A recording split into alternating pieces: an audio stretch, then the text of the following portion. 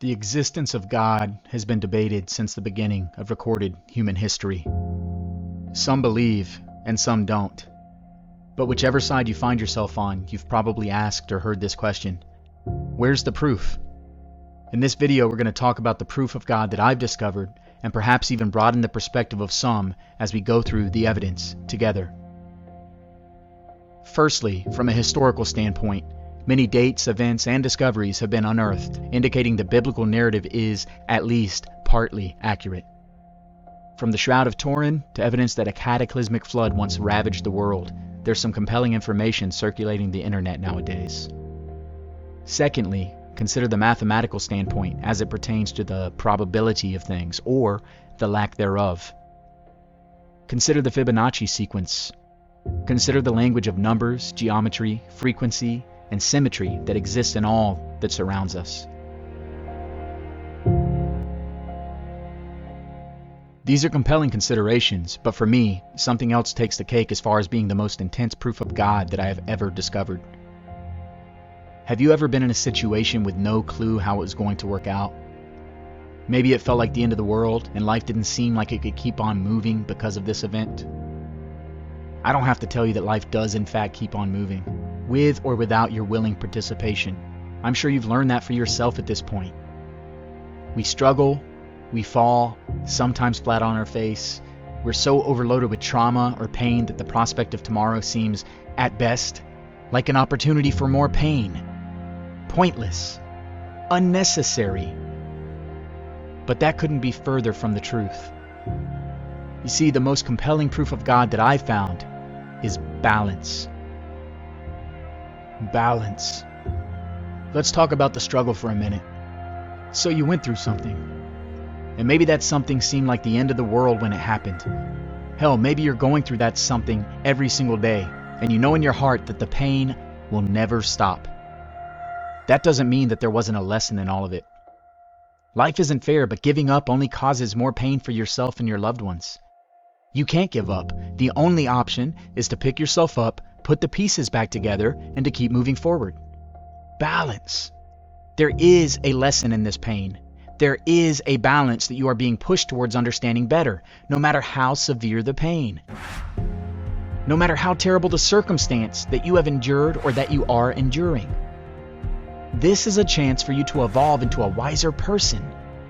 It's a chance for you to see things from the point of view of someone that no longer sees themselves as the center of their universe. It's a chance to feel in a world that drives us to numbness. It's a reminder that we love and that we matter, an incentive to make good decisions that lead us away from the darkness. Most of the things that seem terrible end up being blessings in disguise when we look back on them with a perspective that has evolved over time.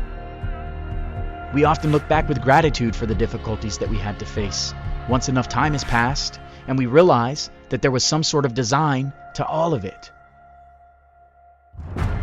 Like a puzzle that we haven't finished yet, but we are starting to see a picture as the pieces come together. Like some cosmic intelligence or spiritual divinity might have had a hand in it working out the way that it did. Balance. The human lows being replaced with divinely wise highs. Balance. This is the most convincing proof of God for me, because I've had some terrible things happen in my life, but they have all led me to the place that I'm at today. I lost my mother on June 5th, 2003. My father, less than 4 months later, October 2nd, 2003. At 15 years old, I had to journey out into this tough world all alone, traumatized, helpless. But I knew I couldn't stay that way if I wanted to survive. I had to fight, to learn, to grow. I had to find some sort of balance. So I fought, I learned, I grew into a young man with uncommon work ethic, something that probably would have never developed in me had I had my parents to take care of me. I matured emotionally, mentally, and spiritually, in ways that wouldn't have been possible had I not been forced to leap from the nest. The scary abyss of uncertainty was an opportunity, so I took it.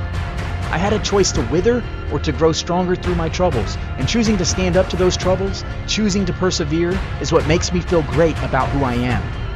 I know when I look in the mirror each day that I had a choice, and I chose growth. I chose faith over anger. I chose perspective over ignorance. I chose purpose over depression. My parents departing this earth early turned out to be the best parting gift that they could have ever left to me. It forced me to finally choose. I chose the ability to find balance no matter what life throws at me over the mental chaos that was ravaging my mind and my heart. Without this choice being forced upon me, I would have never recognized the need to be greater.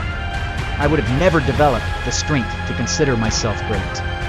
I wouldn't be proud of where I am today when comparing it to where I came from.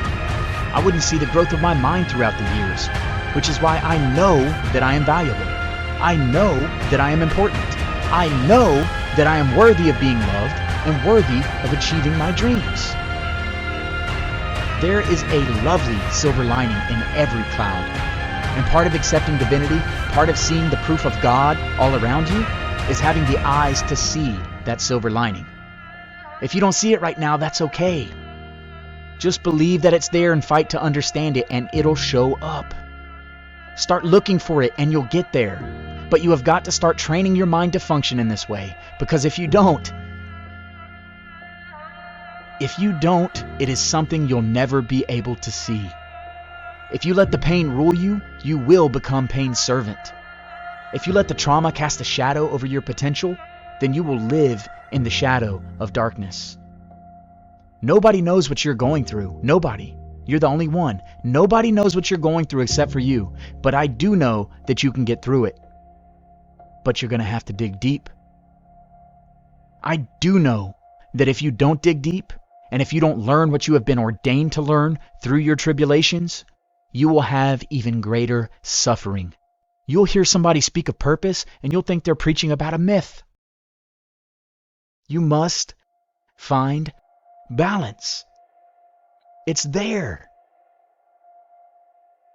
It is there, this balance. It exists, that silver lining. It is always present, even if we can't perceive it or imagine it. It's there. The human construct of time helps us measure the growth of our personal wisdom, but it also reveals the proof of God to any that is objective and reasonable enough to acknowledge this balance that exists within all things. This universal balance is scientifically, mathematically, rationally, and logically sound. This balance of tragedy and beauty is the signature of God. It always provides the choice to become better moving forward. It provides the key that can unlock you 2.0, 20.0, 2000.0. But you must balance the way that you process this pain so that it can become a blessing instead. If we, the imperfect creatures that we are, could even begin to conceive the agenda of such a magnificent entity, we would start with the knowledge that God always represents growth, elevation, ascension, and love. Anything other than that is a misdirection. Any mindset that doesn't put faith in this truth, this balance, it will become jaded over time. That jaded mindset might be where you are today, or it might be where you end up in the future. Nobody is immune to it. No matter how strong you are, it is possible.